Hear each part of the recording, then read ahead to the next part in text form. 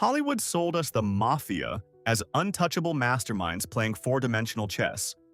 The reality? A bunch of heavily armed guys outsmarted by their own dirty laundry, senior citizen discount coupons, and literal pink Cadillacs. If you thought The Godfather was a highly accurate documentary, prepare to lose all respect for the underworld. Here are 32 times the most feared mobsters in history completely shared a single brain cell. 1. Michael DeLeonardo was a powerful captain in the infamous Gambino crime family, an elite figure in one of the most dangerous organizations in American history. You would naturally assume his spectacular downfall was caused by a brilliant federal sting operation, a violent turf war, or a massive wiretap. Absolutely not. It was his incredibly messy love life. Michael decided to leave his wife for a mistress. Now, in polite normal society, that just gets you some awkward side eyes at Thanksgiving dinner. But the Mafia, an organization that routinely murders, extorts, and destroys lives, suddenly decided to clutch their pearls over family values. The leadership brutally shunned him for violating their supposedly sacred code of marital loyalty. Yes, ruthless killers drew the absolute moral line at getting a divorce. Furious at this staggering hypocrisy, Michael essentially said fine and walked straight into the FBI headquarters.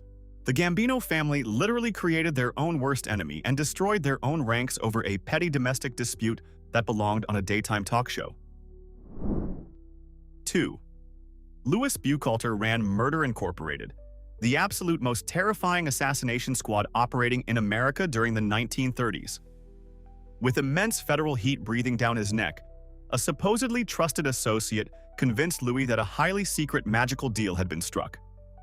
He was told that if he surrendered personally to the director of the FBI, he would get total immunity on the absolute worst charges. It was a complete and utter fabrication. There was zero deal. On a sunny August day, the most feared killer in the country confidently walked right up to the authorities on a Manhattan street and turned himself in. He was fully expecting to pay a small fine, shake some hands, and walk away a free man. Instead, the government instantly arrested him and prosecuted him to the absolute fullest extent of the law. He ended up getting the electric chair at Sing Sing prison. The ultimate criminal mastermind lost his life entirely because he blindly trusted an incredibly obvious lie without checking a single fact. 3. Bernardo Provenzano was the supreme boss of the Sicilian Mafia and essentially a living ghost. He evaded capture for an absolutely unbelievable 43 years, running the entire violent underworld through tiny handwritten notes while hiding right there in the hills of Sicily. The greatest police minds and tactical forces in Europe spent decades failing to catch him. So what finally broke his legendary streak? Clean shirts. His devoted wife regularly shipped him fresh laundry and linens from their hometown. In 2006, Italian police just decided to quietly follow the laundry delivery guy. The unsuspecting driver led heavily armed officers straight to the remote farmhouse where the phantom boss was hiding. 43 years of dodging international warrants, surviving gang wars, and outsmarting the government, and the supreme leader of Cosa Nostra went down entirely because he adamantly refused to wash his own dirty socks in the sink. 4. Domenico Rancadore was a highly feared Sicilian mob boss who pulled off the ultimate disappearing act. He successfully fled to suburban London, married a British woman, changed his name, and lived a completely undetectable, quiet life for 20 solid years. His disguise was flawless, and international law enforcement had totally lost his trail. He had won the fugitive lottery. Then, as he hit his mid-60s, Domenico made a spectacularly stupid financial choice. He decided to apply for a free public transit pass for seniors. To get this massive discount on local bus rides, he proudly used his wife's real personal details on the official government application. Investigators instantly flagged the data and tracked it straight to his quiet suburban doorstep. 2 decades of brilliant criminal evasion were completely flushed down the drain because an international fugitive millionaire desperately wanted to save a few pennies on his morning bus commute. 5. Vincent Asaro was a veteran Bonanno family gangster who magically survived a massive trial for the legendary Lufthansa heist. Against all odds, he was fully acquitted and literally walked out of that federal courtroom as a completely free man in his early 80s. He had beaten the ultimate system and secured a peaceful, incredibly lucky retirement. So, how did he celebrate this historic legal victory? He got into a ridiculous road rage incident. A random driver cut him off in traffic, and instead of just swearing under his breath like a normal senior citizen, Vincent completely snapped. He violently ordered his grandson to track down the driver's car and set it on fire. They were caught almost instantly and both quickly pleaded guilty to serious arson charges. An entire lifetime of successfully dodging federal prison was instantly thrown away just because an 82-year-old Mafia legend threw a fiery temper tantrum over a bad traffic merge. 6. Thomas Agro was a brutal Gambino enforcer known for personally delivering savage beatings to anyone who owed the family money. He was a genuinely terrifying individual, except for one massive biological hurdle. Thomas suffered from extremely severe asthma. During his violent shakedowns, he would constantly run out of breath. He literally had to pause his brutal assaults, pull out his medical inhaler, take a few deep wheezing puffs, wait for his lungs to clear, and then casually resume punching people. It is arguably the most absurd and humiliating image in mob history. Imagine a terrified victim cowering on the floor while a fearsome gangster hunches over grabbing his knees, wheezing loudly like a tired marathon runner. Other mobsters absolutely hated going on extortion jobs with him because his frequent mandatory asthma timeouts made every single criminal operation take twice as long as necessary. 7. Gregory Scarpa Sr. was a ruthless Colombo family captain and secretly a federal informant, leading a highly dangerous double life of epic proportions. In the early 1980s, he desperately needed a blood transfusion after an operation. At the time, the general public was growing extremely anxious about the spread of HIV. Terrified of catching the virus from random hospital supplies, Gregory aggressively refused the standard medical blood. Instead, he demanded that his loyal Mafia crew donate blood specifically for him, assuming that tough gangster blood was somehow chemically superior and totally clean. His associates gladly lined up and rolled up their sleeves for the boss. Tragically for him, one of those highly trusted mobsters was actually carrying the virus. By completely rejecting properly screened medical blood in favor of completely untested mobster blood, Gregory contracted the exact fatal disease he was so desperately trying to avoid. 8. Thomas Patera was a terrifying Bonanno hitman credited with dozens of brutal murders in the 1980s. He was famous for his chilling methodology and dismembering targets to completely erase all physical evidence from the face of the earth. Yet, this supposedly careful professional had the absolute dumbest hobby imaginable. He kept souvenirs. After his gruesome jobs, Thomas would casually steal rings, watches, and necklaces from his victims and bring them straight home. He did not bury them deep in the woods or lock them in a secret offshore bank vault. He just kept them sitting around his apartment in neat little boxes like a creepy jewelry collection. When federal agents inevitably raided his home, they found over 60 unique pieces of jewelry. It was essentially a perfectly organized physical catalog linking him directly to dozens of homicides. The ultimate evidence destroyer built a museum of his own crimes right there on his coffee table. 9. Enrico Ponzo was a fugitive associate of the New England Mafia who aggressively ran from attempted murder charges and vanished without a trace. He somehow ended up in rural Idaho, brilliantly reinventing himself as a quiet, hard-working cattle rancher. For over a decade, the disguise worked absolutely flawlessly. He raised farm animals, went to town meetings, and entirely fooled his new neighbors. But Enrico had a massive, fragile ego that constantly craved validation. He simply could not stop dropping heavy hints about his glorious criminal past. He constantly bragged to local farmers about knowing very dangerous people back on the East Coast, acting way too tough and connected for a guy whose biggest daily threat was a grumpy cow. When the FBI finally raided his peaceful farmhouse, they found 38 firearms and a massive block of precious metal. those are definitely not your average dairy farming supplies. 10. Ignazio Lupo was a notoriously violent New York boss who terrorized immigrants with brutal extortion schemes in the early 20th century. While he was exceptionally great at physical intimidation, his side hustle in counterfeiting money was an absolute joke. The fake bills his team printed were so incredibly terrible that small children easily spotted the flaws. The cheap ink smeared all over your fingers, and the text was printed completely crooked like it was made during an earthquake.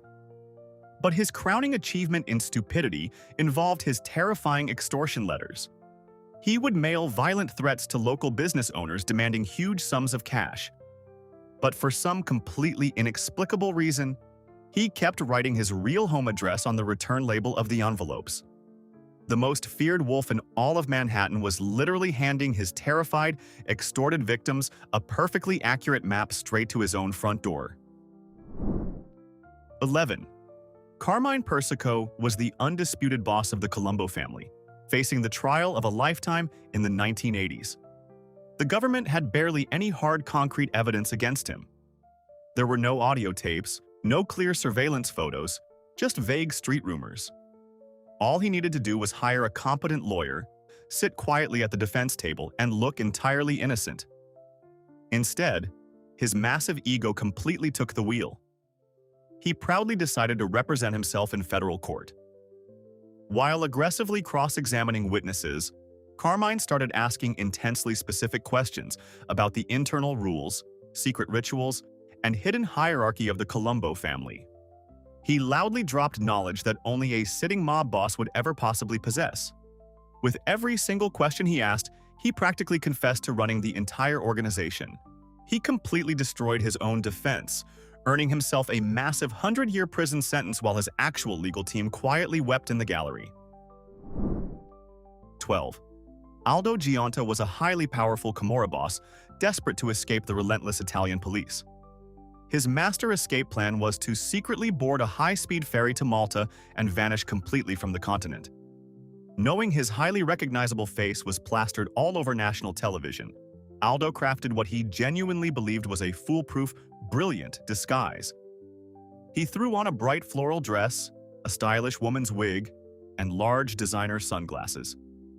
The outfit itself was actually not terribly put together. The massive problem was that Aldo completely forgot to shave his incredibly thick, dark, and highly masculine mustache. He just left it proudly protruding right under his expensive sunglasses. Police officers spotted him instantly at the busy ferry terminal. It was not even a mildly difficult challenge. An organization famous for cunning global smuggling was publicly humiliated by a tough guy in a cute sundress rocking a massive mustache.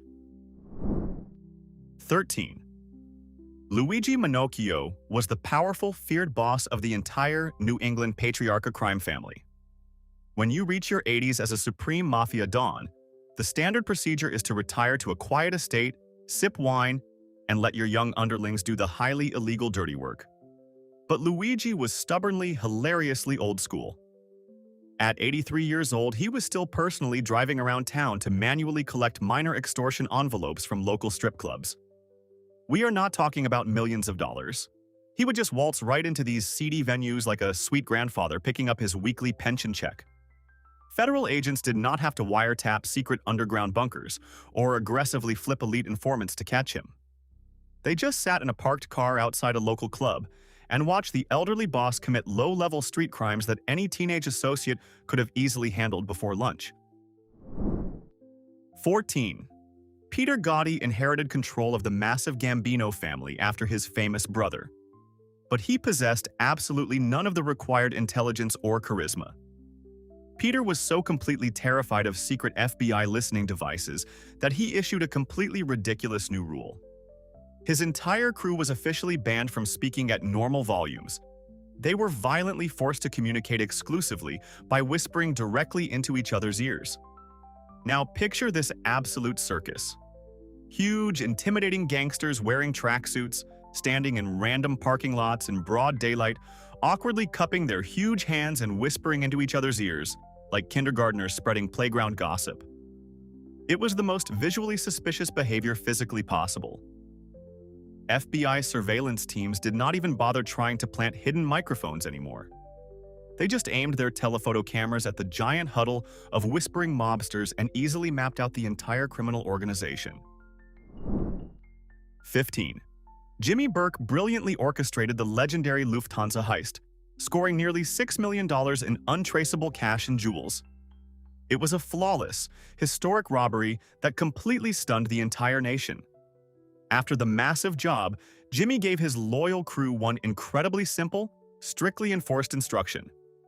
Do not spend a single dime, and absolutely do not draw any attention to yourselves. The very next morning, these exact same guys rolled back into their gritty, low-income neighborhoods, driving brand-new luxury cars and wearing giant, expensive fur coats. One absolute genius actually went out and bought a bright pink Cadillac. A pink one. These were guys who were historically broke, suddenly flashing ridiculous, neon wealth just hours after the biggest robbery in aviation history.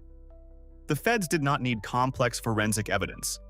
The criminals basically launched a massive fireworks show pointing directly to their own guilt. 16. The Naples Camorra Syndicate once greenlit a brilliantly ambitious, incredibly expensive engineering project.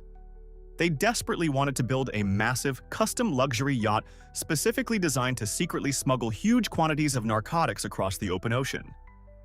To keep the entire massive operation completely hidden from authorities, they constructed the entire vessel deep inside a giant enclosed concrete warehouse. It took long months of grueling labor and a truly massive financial investment. Finally, the beautiful, fully equipped ship was completely ready for its grand maiden voyage. There was only one hilarious, devastating problem. The beautifully finished yacht was significantly wider than the warehouse doors.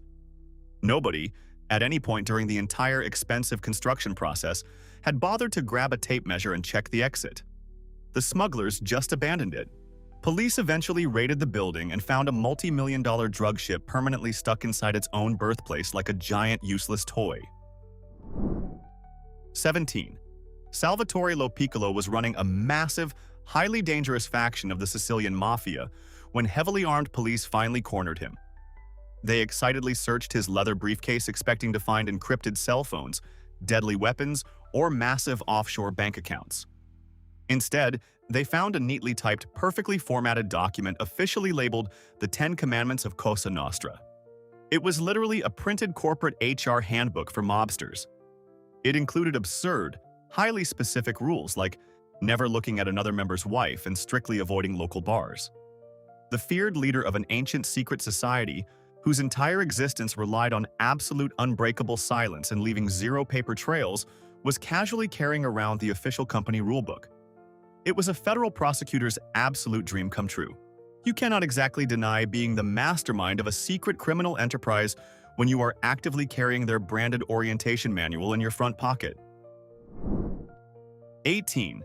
Roberto Panunzi was a legendary global cocaine trafficker, widely dubbed the Pablo Escobar of Europe.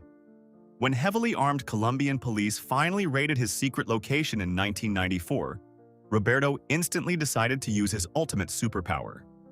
He offered the arresting officers a massive, life-changing bribe of roughly $1 million in cash to just walk away and forget they ever saw him. It was a solid, highly proven criminal strategy, completely ruined by one hilarious linguistic disaster. Roberto panicked and yelled his extremely lucrative offer in an incredibly thick, highly obscure Calabrian dialect. The Colombian cops did not understand a single word coming out of his desperate mouth. He was screaming about life-changing wealth, and they just thought he was making weird noises or having a panic attack. They arrested him immediately. Later in prison, he proudly bragged about the massive bribe, completely unaware that nobody actually understood his expensive proposition. 19. Tony Accardo brilliantly ran the Chicago outfit for decades with absolute precision, magically never spending a single night in a jail cell. His incredibly successful strategy was total, absolute invisibility. But in 1978, a crew of totally clueless local burglars robbed his private mansion while he was away on a relaxing vacation. A normal wealthy person just files a boring insurance claim. Tony threw his entire successful playbook straight out the window. Furious over some missing silverware and jewelry, he ordered his deadly hitmen to systematically execute every single person even remotely connected to the random burglary. Over the next year, 10 different bodies violently dropped across the city. This sudden, massive spike in connected homicides attracted a tidal wave of furious FBI attention. The completely invisible boss entirely exposed his entire underground operation to intense federal scrutiny just to get bloody revenge over some stolen salad forks. 20. Al Capone was the undisputed king of the Chicago underworld, a terrifying, legendary figure who ordered massacres and practically controlled local politicians. Yet, his absolute most dangerous enemy turned out to be his own sporting equipment. In 1928, the highly feared mobster finished a relaxing round of golf and casually reached into his expensive golf bag. Unfortunately, he kept a fully loaded .45 caliber revolver just randomly bouncing around in there right next to his golf clubs. The heavy gun instantly discharged, blasting a huge bullet straight into his own leg. Some hilarious historical reports even claim it grazed his groin area. The absolute most heavily guarded man in America had to be frantically rushed to the emergency room because he accidentally shot himself while trying to pack up his putter. The national newspapers absolutely roasted the terrifying gangster for his completely hilarious lack of basic weapon safety. 21. Sammy Gravano was the highest-ranking mobster to ever flip, successfully taking down John Gotti and completely shattering the powerful Gambino family. The government massively rewarded his epic betrayal with the absolute sweetest deal in criminal history. He got almost zero serious prison time, a brand new identity safely tucked in the witness protection program, and a peaceful, fully funded life in sunny Arizona. He was totally free. So, what exactly did he do with this incredible, miraculous gift? He immediately teamed up with his own son to launch a massive ecstasy drug ring right there in the desert. Federal agents were utterly, completely speechless. The guy who beat the Mafia and the entire legal system voluntarily rebuilt a criminal empire and got busted all over again. He threw away the ultimate get-out-of-jail-free card just to sell party drugs to teenagers in the suburbs. 22. Luigi Putroni was a highly dangerous Sicilian fugitive who successfully vanished deep into the Czech Republic. He lived a perfectly boring, totally anonymous life far outside the jurisdiction of angry Italian police. He had beaten the complex system and genuinely could have stayed safely hidden forever. But Luigi had a fatal, completely ridiculous weakness for minor retail discounts. While casually shopping at a local supermarket, he decided to sign up for their basic grocery loyalty card. You know, the little plastic tag that saves you exactly 40 cents on a jar of pasta sauce. To get the card, he confidently provided personal details that were easily traceable. International investigators meticulously scanning databases spotted his mundane application and marched right to his front door. Years of brilliant, stressful evasion were entirely ruined because a multi-million-dollar mob boss wanted to save pocket change on his weekly garlic bread. 23. Mickey Cohen ruled the chaotic Los Angeles underworld with an absolute iron fist, strictly controlling massive illegal gambling operations. He also suffered from incredibly crippling obsessive-compulsive disorder. He intensely washed his hands dozens of times a day and violently demanded perfectly spotless environments everywhere he went. Unfortunately for him, this intense psychological obsession translated directly into his highly illegal accounting practices. Mickey kept insanely detailed, perfectly balanced, beautifully written records of every single illegal dollar he ever made. He obsessively saved every single receipt and documented every massive criminal transaction with perfect penmanship. When the IRS finally came investigating, they did not even have to work hard. Mickey had accidentally built the absolute perfect prosecution file against himself. He was swiftly sent off to federal prison for massive tax evasion, completely destroyed by his own uncontrollable desire to keep his highly illegal paperwork perfectly neat and tidy. 24. Joe Valachi was a completely paranoid low-level Genovese soldier sitting in a crowded federal penitentiary. He became insanely convinced that his powerful boss had secretly ordered his brutal assassination.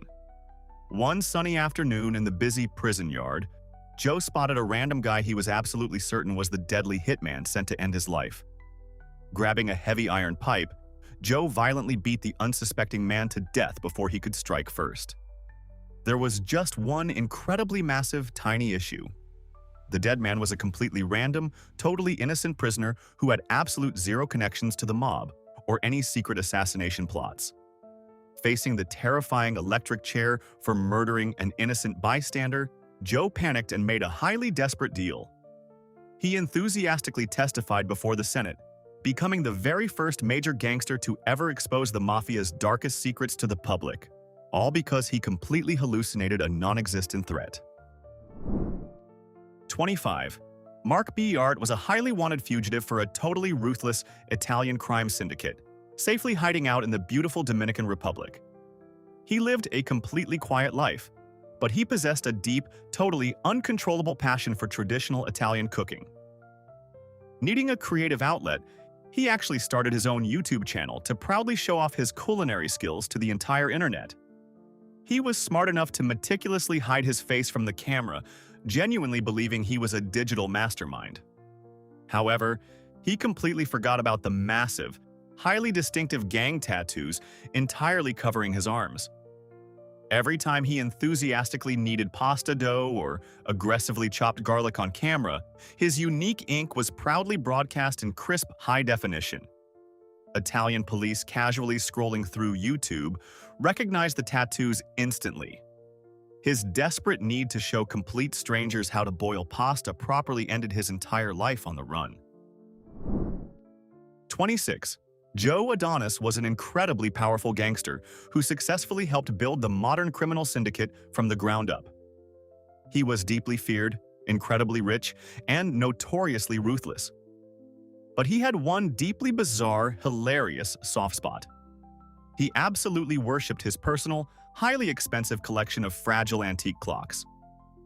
When heavily armed detectives violently raided his massive mansion looking for vital criminal documents, Joe did not immediately call his high-priced lawyers. He did not proudly invoke his legal right to remain silent.